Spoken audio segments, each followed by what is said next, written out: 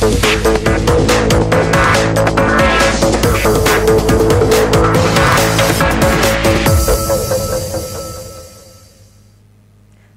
High নিউজে সকলকে স্বাগত। সঙ্গে রয়েছে আমি ঋতু। খেলার দুনিয়ার খুঁটিনাটি খবরের আপডেট নিয়ে শুরু করছি আজকের স্পোর্টস টুডে।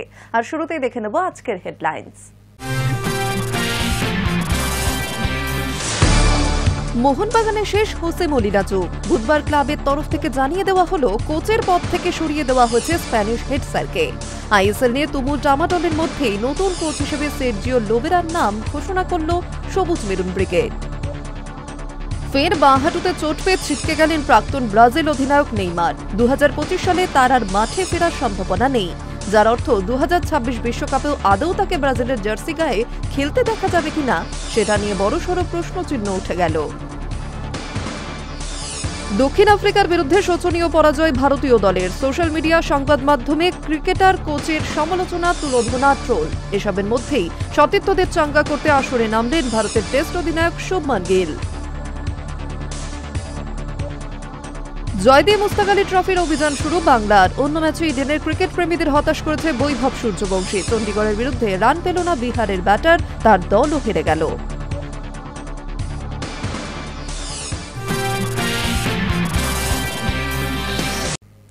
মোহনবাগানে শেষ হোসে মলিনার যুগ। বুধবার ক্লাবের তরফ থেকে জানিয়ে দেওয়া হলো কোচের পদ থেকে সরিয়ে দেওয়া হয়েছে স্প্যানিশ হেড স্যারকে। তার কোচিংয়ে মাসখানেক আগে আইএফএ শিল্ড সহ আইএসএল কাপ, আইএসএল শিল্ডও এসেছে মলিনার হাত ধরে।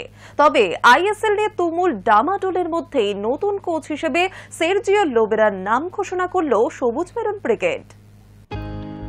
মোহনবাগানের শেষ হোসে মলিনার যুগ। বুধবার ক্লাবের তরফ থেকে জানিয়ে দেওয়া হলো কোচের পদ থেকে সরিয়ে দেওয়া হয়েছে স্প্যানিশ হেড স্যারকে। তার কোচিংয়ে মাসখানেক আগেই আইএফএ শিল্ড জিতেছিল সবুজ মেরুন ব্রিগেড। এছাড়াও আইএসএল কাপ, আইএসএল শিল্ড এসেছে মলিনার হাত ধরেই। তবে আইএসএল নিয়ে তুমুল ডামাডোলের মধ্যেই মলিনাকে সরিয়ে দিল সবুজ মেরুন। নতুন কোচ হিসেবে সের্জিও লোবেরার নাম ঘোষণা করা হয়েছে। আইএসএল এর ভবিষ্যৎ নিয়ে জট এখনও কাটেনি। দেশের শীর্ষ লিগ নিয়ে চলছে তুমুল ডামাডোল। যেহেতু সুপার কাপ থেকে আগেই বিদায় নিয়েছে মোহনবাগান, তাই গত বেশ কয়েকদিন ধরে তাদের অনুশীলন বন্ধ। এহেন পরিস্থিতিতেই ক্লাবকে সাফল্য এনে দেওয়া কোচকে সরিয়ে দিল ম্যানেজমেন্ট। সোশ্যাল মিডিয়াতে লেখা হয়েছে, হোসে মলিনার সঙ্গে মোহনবাগানের চুক্তি শেষ হয়েছে দুপক্ষের সম্মতিতে। আগামী দিনের জন্য মলিনাকে অনেক শুভেচ্ছা। মলিনাকে বিদায় জানানোর মাত্র মিনিট 10 মধ্যেই মোহনবাগানের নতুন কোচ হিসেবে সের্জিও লোবেরার নাম ঘোষণা করা হয় ক্লাবের সোশ্যাল মিডিয়ায়। বুধবার বিকেলেই ওড়িশা এফসি ছাড়েন তিনি। ক্লাবের তরফে জানানো হয়, ওড়িশা এফসি এবং হেড কোচ সের্জিও লোবেরার সম্পর্ক শেষ হয়েছে। উভয়ের পারস্পরিক সম্মতিতেই এই সিদ্ধান্ত। কোচ হিসেবে অবদানের জন্য ক্লাবের তরফে ধন্যবাদ। ওর ভবিষ্যতের জন্য শুভকামনা। এই মুহূর্তে আমরা আইএসএল কবে হবে এই নিয়ে অপেক্ষা করছি। সে অনুযায়ী নতুন কোচের নামও ঘোষণা করা হবে। উল্লেখ্য, 2023 সালের মে মাসে ওড়িশা এফসিতে যোগ দেন এই স্প্যানিশ কোচ। তার কোচিংয়েই 2024 সালে সুপার কাপের ফাইনালে গিয়েছিল ওড়িশা। যদিও চূড়ান্ত লড়াইয়ে ইস্টবেঙ্গলের কাছে হেরে যায় তারা। লোবেরার অধীনে 2023-24 আইএসএল এর 4র্থ স্থান অর্জন করে ওড়িশা। তবে গত মরশুমে 7 নম্বরে শেষ করেছিল তারা। নতুন দায়িত্ব পেয়ে লোবেরা বলেন, মোহনবাগানের দায়িত্ব নেওয়া আমার কাছে বিরাট সম্মানের। এই ক্লাবের অনেক ইতিহাস রয়েছে আবেগ আর উচ্চাকাঙ্ক্ষাও। আমি প্রতিশ্রুতিবদ্ধ এমন একটি দল গড়ে তুলতে যারা খেলবে সাহসিকতা, নিজস্ব পরিচয় এবং জয়ের মানসিকতা নিয়ে। আমরা একসঙ্গে কাজ করব যাতে এই অধ্যায় হয়ে ওঠে অবিস্মরণীয়। একই সঙ্গে তিনি বলেছেন, এই দলে আছে প্রতিভা আর হৃদয়ের শক্তি, যা ভারতীয় ফুটবলে আধিপত্য বিস্তার করতে সক্ষম। আমি এখানে এসেছি সেই সম্ভাবনাকে আরও উচ্চতায় তুলে নিয়ে যেতে। মোহনবাগান শীর্ষে থাকার যোগ্য, আর আমরা প্রতিদিন কাজ করব সেই স্বপ্নকে বাস্তবে পরিণত করতে। Hi news network. ভারতীয় ফুটবলের দুর্দশা কাটাতে উত্তর পূর্বের মুখে ভরসা। জোড়া নাম সুপারিশ বাইচুংয়ের।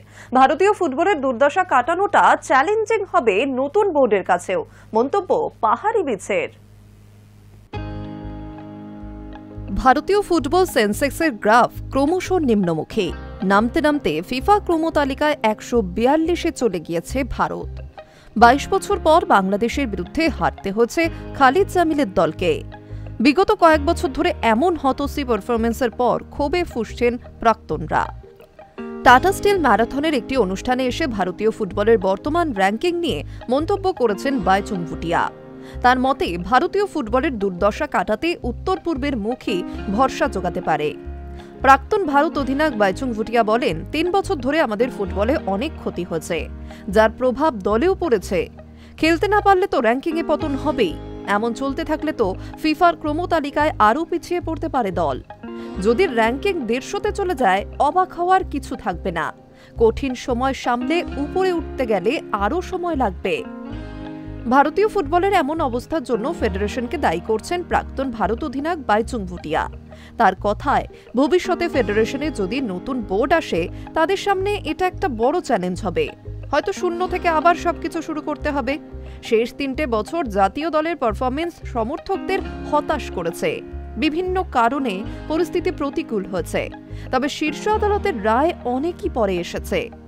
আমি 3 বছর ধরে সংবিধান চালুর জন্য অপেক্ষা করেছি, ফলে সংবিধান চালু নিয়ে রায়টা শীর্ষ আদালত 3 বছর আগে দিলে হয়তো পরিস্থিতি অন্য হতো। এর দায় বর্তমান সভাপতি কল্যাণ চৌবেকে নিতে হবে। ফেডারেশন সভাপতি হিসেবে কল্যাণ চৌবে এত ব্যর্থতার পরও পদত্যাগ করবেন না বলেই ধারণা বাইচুংয়ের। এই প্রসঙ্গে তিনি বলেন, আমেরিকার আগামী বিশ্বকাপ দেখতে যাবে বলে আগেই পদত্যাগ করবে না কল্যাণ। ফেডারেশন সভাপতির টিকিটে বিশ্বকাপ দেখতে যাবে বলেই এখনো পদত্যাগ করেননি। পাহাড়ি বিছেকে প্রশ্ন করা হয়, সভাপতি হিসেবে নর্থ ইস্ট থেকে কাউকে দেখতে চান কিনা। জবাবে বাইচুং বলেন, অবশ্যই। স্বাধীনতার পর নর্থ ইস্ট থেকে কেউই ভারতীয় ফুটবল ফেডারেশনের সভাপতি হয়ে আসেননি। ভারতীয় ফুটবলে উত্তর পূর্ব ভারতের অবদান অনস্বীকার্য। চাইব ফেডারেশনের পরবর্তী নির্বাচনে এখান থেকে কেউ সভাপতি হয়ে আসুক। এখান থেকে পরবর্তী AIFF সভাপতি হওয়ার সময় এসেছে। উত্তর পূর্ব ভারতের 2জন মানুষ ফুটবল উন্নয়নে কাজ করছেন। একজন মিজোরাম ফুটবল সংস্থার সভাপতি লালঘিং হামার, আরেকজন অরুণাচল প্রদেশের মুখ্যমন্ত্রী প্রেমা খান্ডু। সময় এসেছে উত্তর পূর্ব ভারত এগিয়ে নিয়ে যাবে ভারতীয় ফুটবলকে। আশা করব নতুন প্রশাসনের অধীনে ভারতীয় ফুটবলের উন্নতি হবে। উল্লেখ্য, খালিদ জামিল আসার পর কাফা কাপে তৃতীয় হলেও এশিয়ান কাপে যোগ্যতা অর্জন করতে পারেনি ভারত। 14 অক্টোবর সিঙ্গাপুরের কাছে 1-2 গোলে হেরে ভারত এশিয়ান কাপের বাছাই পর্বের দৌড় থেকে ছিটকে গিয়েছিল ভারত। বাংলাদেশের বিপক্ষে নিয়ম রক্ষার ম্যাচেও জয়ের মুখ দেখেননি সন্দেশ জিংঘানরা। Hi news Network. দুঃসময়ের মধ্যে দিয়ে যাচ্ছেন ব্রাজিলিয়ান মহাতারকা নেইমার। ফের বাঁ হাঁটুতে চোট পেয়ে ছিটকে গেলেন প্রাক্তন ব্রাজিল অধিনায়ক। 2025 সালে তার আর মাঠে ফেরার সম্ভাবনা একেবারেই নেই, যার অর্থ 2026 বিশ্বকাপেও আদৌ তাকে ব্রাজিলের জার্সি গায়ে খেলতে দেখা যাবে কিনা সেটা নিয়ে বড়সড় প্রশ্নচিহ্ন উঠে গেল। দুঃসময়ের মধ্যে দিয়ে যাচ্ছেন ব্রাজিলিয়ান মহাতারকা নেইমার। ফের বাঁ হাঁটুতে চোট পেয়ে ছিটকে গেলেন প্রাক্তন ব্রাজিল অধিনায়ক। 2025 সালে তার আর মাঠে ফেরার সম্ভাবনা নেই, যার অর্থ 2026 বিশ্বকাপেও আদৌ তাকে ব্রাজিলের জার্সি গায়ে খেলতে দেখা যাবে কিনা সেটা নিয়ে বড়সড় প্রশ্নচিহ্ন উঠে গেল। এমনিতে চোট আঘাতে জর্জরিত নেইমারের কেরিয়ার। বার্সেলোনা ছাড়ার পর থেকে নানা রকম চোটে ভুগছেন তিনি। প্রথমে PSG, পরে আল হিলাল।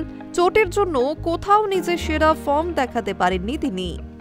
জানুয়ারিতে আল হিলাল ছেড়ে নেইমার তার প্রথম ক্লাব স্যান্টোসে ফিরে আসেন, কিন্তু স্যান্টোসে থিতু হওয়ার আগেই চোট ফের আঘাত হানে নেইমারকে। নিজের পুরনো ক্লাবে ফিরেও দফায় দফায় চোট পেয়েছেন তিনি, যার সাম্প্রতিকতম নজির সংযোজন বাঁ হাঁটুতে মেনিসকাস চোট। গত 20 নভেম্বর ব্রাজিলিয়ান সিরি আতে মিরাসলের বিপক্ষে খেলার সময় হাঁটুতে চোট পান নেইমার। মঙ্গলবার সাও পাওলোয় পরীক্ষা নিরীক্ষার পর তার বাঁ হাঁটুর চোট নিশ্চিত হয়। গত কয়েক বছরই এই হাঁটুর চোট ভোগাচ্ছে নেইমারকে। ব্রাজিলের সংবাদ মাধ্যমের খবর, চিকিৎসার কারণে এবছর আর মাঠে না নামার সম্ভাবনাই বেশি নেইমারের। ব্রাজিলিয়ান চ্যাম্পিয়নশিপে সান্তোসের সামনে আছে আর 3 ম্যাচ। সেগুলিতে নামার কোনো সম্ভাবনাই নেই নেইমারের। এই চোটের ফলে নেইমারের 2026 বিশ্বকাপে খেলার সম্ভাবনাও কার্যত শূন্য হয়ে গেল। ব্রাজিলের হয়ে নেইমার শেষবার খেলেছেন 2023 সালের অক্টোবরে।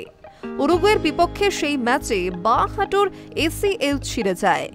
এরপর আর আগের ফর্মে ফেরা হয়নি। এর মধ্যে ব্রাজিলের কোচ বদলেছে, সাম্বাদের দায়িত্ব নিয়েছেন কার্লো অ্যানসেলোত্তি। কিন্তু নেইমারের জন্য সমস্যার বিষয় হলো অ্যানসেলোত্তির অধীনে একটা ম্যাচও তিনি খেলতে পারেননি, যার ফলে তাকে সেভাবে পরীক্ষা করে নেওয়ার সুযোগ পাননি ইটালীয় কোচ। বরং তিনি নেইমারের বিকল্প হিসেবে এক ঝাঁক তরুণ কয়েকে দল সাজিয়ে ফেলেছেন। ফলে এরপর নেইমার ফিট হলেও আর তিনি 26-এর বিশ্বকাপে সুযোগ পাবেন কিনা সেটা নিয়েও প্রশ্ন রয়েছে। Hi news network.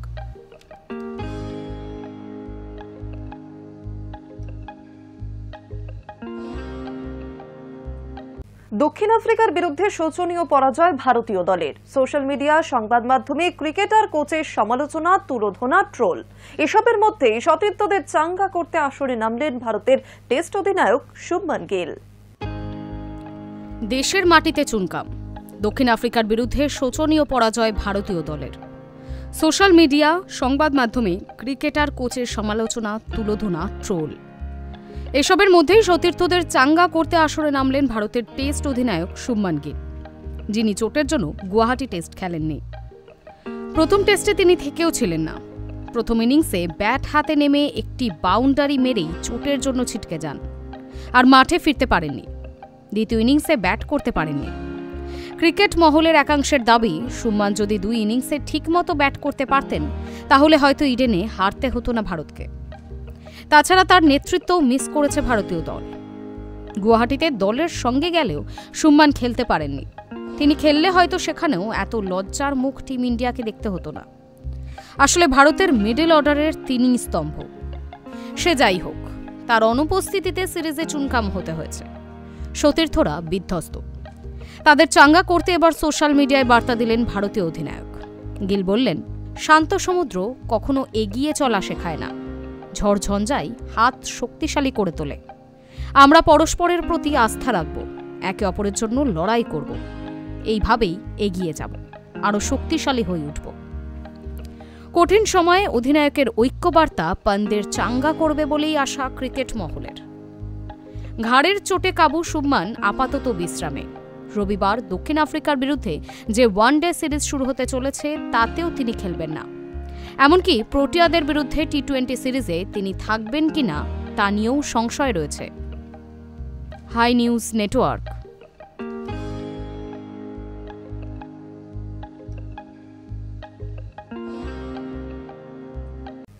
জয় দিয়ে মুস্তাক আলী ট্রফির অভিযান শুরু বাংলার। অন্য ম্যাচে ইডেনের ক্রিকেট প্রেমীদের হতাশ করেছে বৈভব সূর্যবংশী। চণ্ডীগড়ের বিরুদ্ধে রান পেল না বিহারের ব্যাটার, তার দলও হেরে গেল। জয় দিয়ে সৈয়দ মুস্তাক আলী ট্রফির অভিযান শুরু করল বাংলা। ঘরোয়া টি-20 প্রতিযোগিতায় প্রথম ম্যাচে তাদের সামনে ছিল বরোদা। ক্রুনাল পান্ডিয়ার দলকে হারাতে বিশেষ বেগ পেতে হল না বাংলাকে।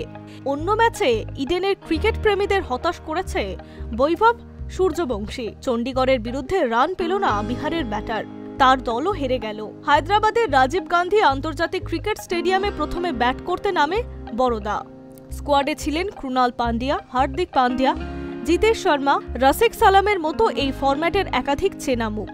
শুরুতে বিষ্ণু পুরুষোত্তম সোলাঙ্কির 8 রান আউট হয়ে গেলেও তাদের রানের গতি কমেনি। মোহাম্মদ শামির মার খেলেন।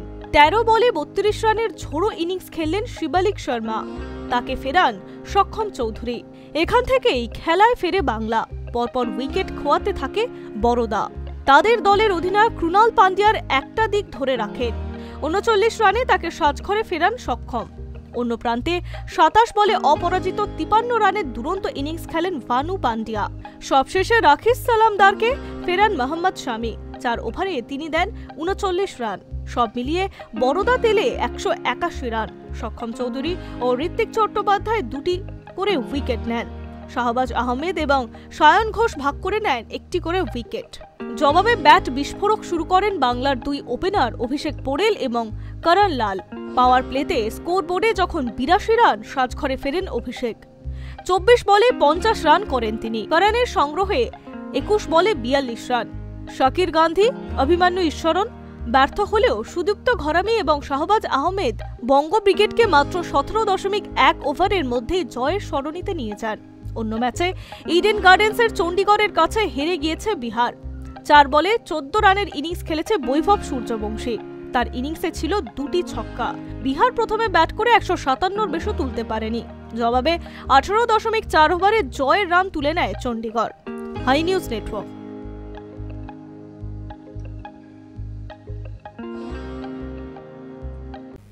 হার্দিকের প্রাক্তন স্ত্রী নাতাশার সঙ্গেও ঘনিষ্ঠতা ছিল পলাশের। ভাইরাল ভিডিওয়ে নতুন গুঞ্জন। এই মুহূর্তে লাইমলাইটে পলাশ মুচ্ছল। স্মৃতি মন্দনার সাথে বিয়ে স্থগিতের পর সামনে এসেছে একাধিক ঘটনা। এরই মাঝে ভাইরাল নতুন ভিডিও। স্মৃতি মন্দনার বিয়ে পিছিয়ে যাওয়ার কারণ কি সত্যি বাবার অসুস্থতা? যতদিন যাচ্ছে আরও জোরদার হচ্ছে এই প্রশ্ন। আর এরই মাঝে সামনে এসেছে একাধিক ঘটনার কথা। বিয়ের কোরিওগ্রাফারের সঙ্গে পলাশের ব্যক্তিগত চ্যাট ফাঁস হয়েছে। যখন এই নিয়ে বিতর্ক তুঙ্গে, তখনই ভাইরাল পলাশ মুছল এবং হার্দিক পান্ডিয়ার প্রাক্তন স্ত্রী নাতাশা স্টানকোভিচের একটি ভিডিও। ভিডিওতে দেখা গিয়েছে গাড়ির পিছনের সিটে বসে আছেন তারা। সেখানে বাদশার গান চলছে, ডিজে ওয়ালে বাবু মেরা গানা বাজাতে। তাতে আবার লিপসিং করছেন নাতাশা, পাশে বসেই নাচছেন পলাশ। একদিকে যখন পলরিতির ব্রেকআপ নিয়ে গুঞ্জন, তখনই এমন ভিডিও ঘিরে নতুন গুঞ্জন ছড়াচ্ছে। মঙ্গলবার সকাল থেকেই পলাশের ঘনিষ্ঠ কথাবার্তার স্ক্রিনশট ঘুরে বেড়াচ্ছে সোশ্যাল মিডিয়ায়। কোনোটায় পলাশ বলছেন, চলো একসঙ্গে সাঁতার কাটতে যাই। আবার কোনোটায় একসঙ্গে সমুদ্র সৈকতে যাওয়ার প্রস্তাব দিচ্ছেন পলাশ। স্মৃতিকে ডেট করাটা কষ্টকর হয়ে উঠছে বলেও এই চ্যাটে দাবি করেছেন পলাশ। কারণ অধিকাংশ সময়ই ক্রিকেটের কারণে দূরে থাকতে হয় স্মৃতিকে। খানিক দুষ্টু আলোচনা, ফ্লার্টিংও দেখা গিয়েছে ওই স্ক্রিনশটগুলিতে। এই আবহে এবার পলাশ নাতাশার পুরনো ভিডিও ভাইরাল। এমন ভিডিও দেখে নেটিজেনরা লিখছেন, পলাশ কি তবে এমনই বারবার মহিলা সঙ্গ উপভোগ করেন? অনেকে বলছেন, আসলে দুজনেই বিনোদন জগতের মানুষ, তাই ওদের দেখা হওয়াটা অস্বাভাবিক নয়।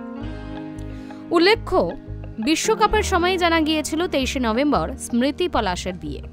সেই অনুযায়ী বিয়ের তারিখের বেশ কিছুদিন আগে থেকেই জমজমাট ছিল স্মৃতিদের বাড়ি। বিশ্বজয়ের মাঠে পলাশের হাঁটু মুড়ে স্মৃতিকে প্রপোজ থেকে বরপক্ষ কনে পক্ষের ক্রিকেট। স্মৃতির বিয়েতে ভার্চুয়ালি সামিল হয়েছিল গোটা দেশ। সতীর্থর হলদি, মেহেন্দি, সঙ্গীতে মেতে উঠেছিলেন বিশ্বজয়ী ক্রিকেটারেরাও। ভাইরাল হয় সেই সব রিল ও ভিডিও। কিন্তু হঠাৎই ছন্দপতন। হৃদরোগে আক্রান্ত হন শ্রীনিবাস। সঙ্গে সঙ্গেই হাসপাতালে নিয়ে যাওয়া হয় তাকে। তারপরই স্থগিত হয়ে যায় স্মৃতি ও পলাশের বিয়ে। তারপর থেকেই এই দুজনের সম্পর্ক নিয়ে নানান গুঞ্জন শুরু হয়। পলাশের সঙ্গে আদৌ ভারতীয় ব্যাটার গাড়জোড়া বাঁধবেন কিনা সেই নিয়েও জল্পনার শেষ নেই। High news network.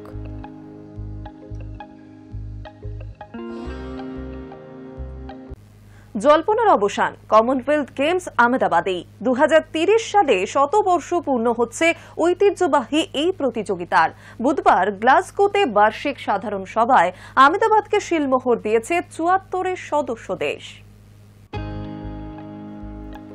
জল্পনার অবসান। কমনওয়েলথ গেমসের আয়োজনের দায়িত্ব পেল ভারত। 2030 সালে শতবর্ষ পূরণ হচ্ছে ঐতিহ্যবাহী এই গেমসের। আর শতবর্ষেই প্রতিযোগিতায় বসবে নরেন্দ্র মোদীর রাজ্য আহমেদাবাদে। বুধবার গ্লাসগোতে বার্ষিক সাধারণ সভায় আহমেদাবাদকে শিলমোহর দিয়েছে 74 সদস্য দেশ। ভারতের অলিম্পিক্স সংস্থার সভাপতি পিটি উষার হাতে এই দায়িত্ব তুলে দেওয়া হয়।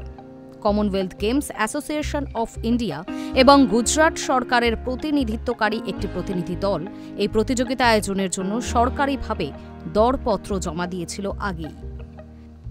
লন্ডনে কমনওয়েলথ স্পোর্টসের কাছে তারাই বিট করেছিল। প্রতিনিধি দলের নেতৃত্বে ছিলেন ক্রীড়া প্রতিমন্ত্রী হর্ষ সাংভি। বিজ্ঞপ্তিতে জানানো হয়েছিল, কমনওয়েলথ গেমসের 100 বছর পূর্তি উপলক্ষে আহমেদাবাদকে আয়োজক শহর হিসেবে স্থান দেওয়া হয়েছে। 27 আগস্ট মেগা এই প্রতিযোগিতা বিট করার অনুমোদন দিয়েছিল কেন্দ্রীয় মন্ত্রিসভা। এরপর আনুষ্ঠানিকভাবে কমনওয়েলথ গেমস আয়োজনের জন্য বিড করে ভারত। আর এদিন ২৬শে নভেম্বর কমনওয়েলথ স্পোর্টস গভর্নিং বডির বৈঠকে অনুমোদন পেয়ে গেল আহমেদাবাদ। এমন ঘোষণার পরই স্কটল্যান্ডের জেনারেল অ্যাসেম্বলিতে বাঁধ ভাঙা উচ্ছ্বাস দেখা যায়। ২০ জন গরবা নৃত্যশিল্পী এবং ৩০ জন ঢোল বাদক সেখানে উপস্থিত ছিলেন। সেখানে সাংস্কৃতিক পরিবেশনায় অ্যাসেম্বলি হল আলোকিত হয়। New age games for a new century, অর্থাৎ নতুন শতকের জন্য নতুন আঙ্গিকের গেমস, এই স্লোগানকে সামনে রেখে আহমেদাবাদকে যেভাবে তুলে ধরা হয়েছে তা সকলকে মুগ্ধ করেছে। বিশ্বের অন্যতম জনবহুল দেশ হিসেবে ভারত এই ক্রীড়া যজ্ঞে নতুন প্রাণশক্তি সঞ্চারিত করেছে, তাকে স্বাগত জানানো হয়েছে। এর আগে ২০১০ সালে কমনওয়েলথ গেমস আয়োজন করেছিল ভারত। আয়োজক হিসেবে আহমেদাবাদ বিশ্বমানের ক্রীড়া পরিকাঠামো বহন করতে প্রস্তুত। তাছাড়া এখানকার ক্রীড়া সংস্কৃতিও উন্নত মানের। আন্তর্জাতিক স্তরের ইভেন্ট পরিচালনার অভিজ্ঞতার জন্য পরিচিত এই শহর। উল্লেখ্য, ২০২৩ সালের আইসিসি ক্রিকেট বিশ্বকাপ ফুটবল আয়োজিত হয়েছিল এই শহরেই। সেই কারণেই আয়োজক শহর হিসেবে আহমেদাবাদের গ্রহণযোগ্যতা বেড়েছে বলেই মনে করছে ওয়াকিবহল মহল। কমনওয়েলথ স্পোর্টসের সভাপতি ডক্টর ডোনাল্ড রুকারে বলেছেন, ভারতের খেলার সঙ্গে সংস্কৃতির মেলবন্ধন রয়েছে। ২০৩০ সালে ১০০ বছরে পড়বে কমনওয়েলথ গেমস। আমাদের আশা, ভারতে আমরা উন্নত ও বৈচিত্র্যপূর্ণ সাংস্কৃতিক পরিচয় আমরা দেখতে পাব। অসাধারণ একটা প্রতিযোগিতার অপেক্ষায় রইলাম। উল্লেখ্য, ১৯৩০ সালে কানাডায় আয়োজিত হয়েছিল প্রথম কমনওয়েলথ গেমস। ২০৩০ সালের কমনওয়েলথ গেমস আহমেদাবাদে আয়োজনের ফলে বিরাট সংখ্যক অ্যাথলিট, কোচ, কর্মকর্তা, সমর্থক, মিডিয়া কর্মীরা ভারতে আসবেন। এতে দেশের পর্যটন, হসপিটালিটি, বাজার, পরিবহন খাতে অর্থনৈতিক গতিও বৃদ্ধি পাবে। কমনওয়েলথ গেমস কেবল ক্রীড়া উৎসবই নয়, এতে ক্রীড়া বিজ্ঞান, ইভেন্ট ম্যানেজমেন্ট থেকে ব্রডকাস্টিং, আইটি এবং জনসংযোগ সহ বহু খাতে কর্মসংস্থানের নতুন দরজা খুলে যাবে বলেই মনে করা হচ্ছে। Hi news network. এখানে শেষ করছি আজকে স্পোর্টস টুডে। আরও অন্যান্য খবরের জন্য নজর রাখুন হাই নিউজে।